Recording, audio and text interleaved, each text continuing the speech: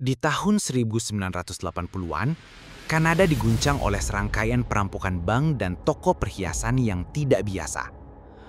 Pelakunya bukan kelompok kriminal terorganisir, melainkan satu orang saja. Pria ini bergerak sendirian, namun berhasil membuat kepolisian di berbagai provinsi kewalahan. Namanya Gilbert William Galvan Jr. Ia dikenal luas dengan julukan The Flying Bandit. Julukan ini bukan tanpa alasan, karena dalam setiap aksinya, ia selalu berpindah kota dengan menggunakan pesawat. Cara ini membuatnya sulit dilacak dan membuat aparat sering terlambat sampai ke lokasi kejadian. Galvan bukan perampok biasa. Ia tidak pernah melepaskan tembakan selama melakukan puluhan kejahatan. Justru strategi dan caranya yang berbeda membuat dirinya menonjol dan menjadi legenda kriminal di Kanada. Kisahnya bermula dari sebuah pelarian yang kemudian berubah menjadi salah satu rangkaian perampokan terbesar di negeri itu. Gilbert William Galvan Jr. lahir di Los Angeles, Amerika Serikat pada tahun 1957. Sejak muda, hidupnya tidak berjalan lurus. Ia kerap terjerat tindakan kriminal kecil dan pada awal 1980-an, ia akhirnya masuk penjara di negara bagian Michigan karena kasus perampokan bersenjata. Tahun 1984 menjadi titik balik penting. Saat sedang menjalani masa tahanan, Galvan berhasil melarikan diri dari penjara. Ia tahu jika tetap berada di Amerika, polisi akan dengan mudah melacaknya. Karena itu ia mengambil keputusan besar, menyeberang ke Kanada untuk menghilangkan jejak. Setibanya di Kanada, ia mengganti identitasnya menjadi Robert Lee Whiteman. Dengan nama baru itu, ia mencoba menjalani kehidupan normal. Ia bahkan berhasil mendapatkan pekerjaan sebagai kurir keamanan. Namun penghasilannya terbatas tidak mampu menutupi gaya hidup dan kebutuhan finansialnya. Dari sinilah pikirannya kembali tertarik pada dunia kejahatan. Dalam pelarian ini, Galvan bukan hanya mencoba kabur dari hukum, tetapi juga membangun ulang dirinya dengan kedok baru. Identitas Robert Whiteman membuatnya diterima di lingkungan baru, bahkan sempat menjalin hubungan pribadi yang serius. Tetapi di balik kehidupan normal itu, ia mulai merancang sesuatu yang jauh lebih besar. Sebuah pola kejahatan yang akan membawa namanya tercatat dalam sejarah kriminal Kanada. Setelah menetap di Kanada dengan identitas baru, Robert Lee Whiteman, nama samaran Gilbert Galvan Jr., memulai langkah pertama menuju serangkaian kejahatan yang belum pernah terjadi sebelumnya di negara itu. Berbeda dari perampok biasa, ia tidak mengandalkan kekerasan. Ia lebih mengandalkan kepintaran, kecepatan, dan kemampuan membaca celah dalam sistem keamanan. Strategi utama Galvan dimulai dari cara ia bepergian. Ia menyadari bahwa pada era 1980-an, pengawasan di bandara tidak seketat sekarang. Dengan membeli tiket kelas bisnis menggunakan program Frequent Flyer Air Canada, ia bisa bepergian dengan nyaman, sekaligus bebas membawa barang bawaan kecil tanpa diperiksa secara ketat. Dalam koper itulah, ia menyimpan perlengkapan penting, berbagai penyamaran, senjata, dan catatan ancaman yang nantinya dipakai untuk menakuti teller bank. Cara ini membuatnya bisa terbang dari satu kota ke kota lain dengan cepat, lalu menghilang sebelum polisi sempat menutup jalur pelarian. Modus operandi Galvan juga unik di dalam bank. Ia tidak berteriak, tidak menodongkan senjata ke kepala korban, dan tidak membuat keributan. Sebaliknya, ia berpakaian rapi, masuk dengan tenang, lalu menyerahkan secarik kertas kepada teller. Catatan itu berisi ancaman singkat yang jelas, serahkan uang atau nyawa jadi taruhannya. Teller yang sudah terlatih untuk mengutamakan keselamatan tentu langsung menuruti permintaannya. Disiplin dan perhatiannya pada detail menjadi kunci keberhasilan. Ia selalu mempelajari lokasi sebelum melakukan aksi, menghitung waktu operasi agar tidak terlalu lama, dan menghindari konfrontasi langsung dengan aparat. Bahkan untuk mengurangi resiko, ia sering melakukan beberapa perampokan dalam perjalanan yang sama. Selesai merampok di satu kota, ia langsung terbang ke kota lain, melakukan aksi serupa, lalu kembali pulang dengan hasil jarahan.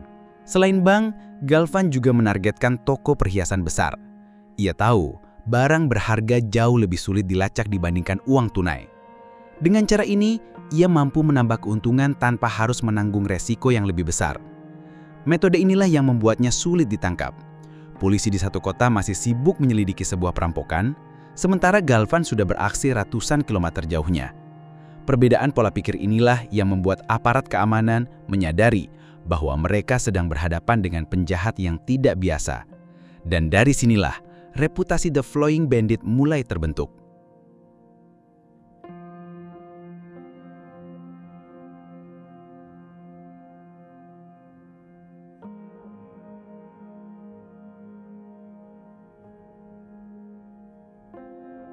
Memasuki pertengahan tahun 1980-an, Gilbert Galvan Jr. atau Robert Reitman sudah berubah dari sekedar buronan menjadi perampok paling dicari di Kanada. Aksi-aksinya semakin sering, semakin berani, dan semakin terorganisir. Dalam kurun waktu kurang dari 3 tahun, ia melakukan puluhan perampokan dengan pola yang hampir sempurna. Catatan resmi menyebutkan, Galvan melakukan 59 perampokan bank dan toko perhiasan di berbagai provinsi. Ia berhasil mengumpulkan lebih dari 2 juta dolar Kanada, sebuah angka yang luar biasa besar pada masa itu. Salah satu aksinya yang paling menonjol terjadi di Vancouver, ketika ia berhasil membawa kabur perhiasan senilai 1,2 juta dolar hanya dalam sekali operasi. Setiap kali melakukan aksi, ia selalu menggunakan metode yang sama. Masuk dengan tenang, berpakaian layaknya pengusaha sukses, dan mengendalikan situasi hanya dengan secarik catatan. Teller atau karyawan toko jarang punya kesempatan untuk melawan, karena Galvan tidak memberi ruang untuk negosiasi. Namun yang membuatnya berbeda adalah sikapnya yang tidak mencari kekerasan. Senjata memang selalu ia bawa, tetapi tidak pernah sekalipun ditembakkan. Tujuan utamanya jelas, mendapatkan uang atau barang berharga, lalu pergi secepat mungkin. Media Kanada mulai memberitakan sosok misterius ini. Julukan The Flying Bandit muncul karena pola unik yang ia gunakan, selalu berpergian dengan pesawat setelah melakukan aksi. Polisi di satu kota bisa saja baru menerima laporan perampokan, tetapi Galvan sudah berada ratusan kilometer jauhnya. Bahkan bisa jadi sedang merencanakan aksi lain. Kecepatan berpindah lokasi membuatnya seakan tidak bisa disentuh hukum. Bagi pihak kepolisian, kejahatan ini menjadi mimpi buruk. Mereka harus menghubungkan kasus dari berbagai kota dan provinsi, sesuatu yang jarang dilakukan secara intens pada masa itu. Setiap laporan perampokan selalu menunjukkan pola yang mirip. Pelaku rapi, sopan, tidak menimbulkan keributan, dan menghilang begitu saja. Dari sinilah penyelidik mulai menyadari mereka tidak berhadapan dengan banyak pelaku, melainkan satu orang yang bergerak sendirian dengan strategi yang konsisten. Di puncak kejayaannya, Galvan hidup nyaman dengan uang hasil rampokan. Ia bisa menjaga penampilan sebagai pria terhormat dengan identitas palsunya, Robert Reitman. Ia bahkan menjalin hubungan asmara yang serius, sesuatu yang membuat orang-orang di sekitarnya tidak pernah curiga. Dari luar, ia tampak sebagai pria biasa dengan kehidupan stabil. Namun di balik itu, ia adalah sosok yang membuat sistem keamanan Kanada kewalahan. Masa kejayaan inilah yang mengukuhkan namanya sebagai legenda kriminal. Tetapi semakin besar perampokan yang dilakukan, semakin besar pula resiko yang ia hadapi. Dan pada akhirnya, setiap langkah yang tampak sempurna pun menyimpan celah yang bisa membuka jalan bagi kejatuhan. Setelah hampir 3 tahun menjalankan aksinya tanpa henti, Gilbert Galvan Jr. mulai meninggalkan jejak yang tidak bisa ia sembunyikan. Semakin sering ia melakukan perampokan, semakin banyak pula bukti kecil yang bisa ditelusuri aparat. Salah satu titik lemah utama Galvan adalah cara ia berpergian. Selama ini, ia mengandalkan penerbangan kelas bisnis Air Canada untuk berpindah kota. Strategi itu awalnya efektif, tetapi polisi akhirnya menyadari adanya pola. Setiap kali terjadi perampokan, catatan penerbangan menunjukkan keberadaan seorang penumpang dengan identitas yang sama, Robert Reitman. Dari sinilah penyelidik mulai fokus meneliti aktivitas pria dengan nama tersebut. Selain itu, Galvan juga menggunakan kartu kredit untuk membiayai sebagian perjalanannya. Transaksi yang terekam dalam sistem keuangan semakin mempersempit ruang geraknya.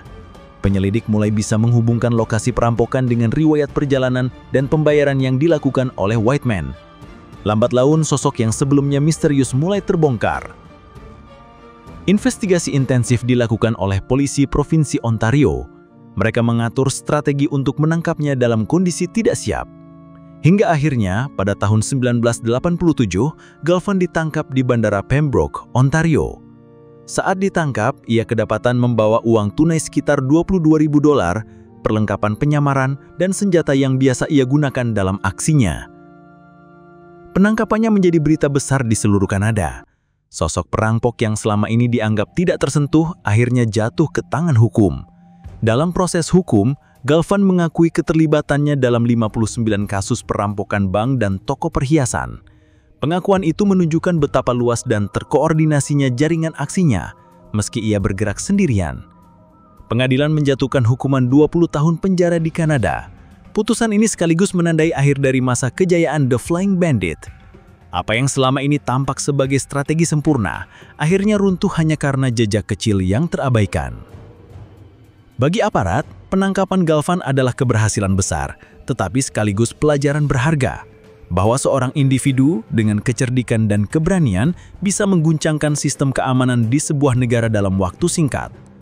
Dan bagi publik, kisah penangkapannya menjadi akhir dramatis dari cerita kriminal yang selama ini menghiasi halaman depan surat kabar di seluruh negeri. Setelah dijatuhi hukuman 20 tahun penjara di Kanada, Gilbert Galvan Jr. menjalani sebagian masa hukumannya di lembaga pemasyarakatan di sana.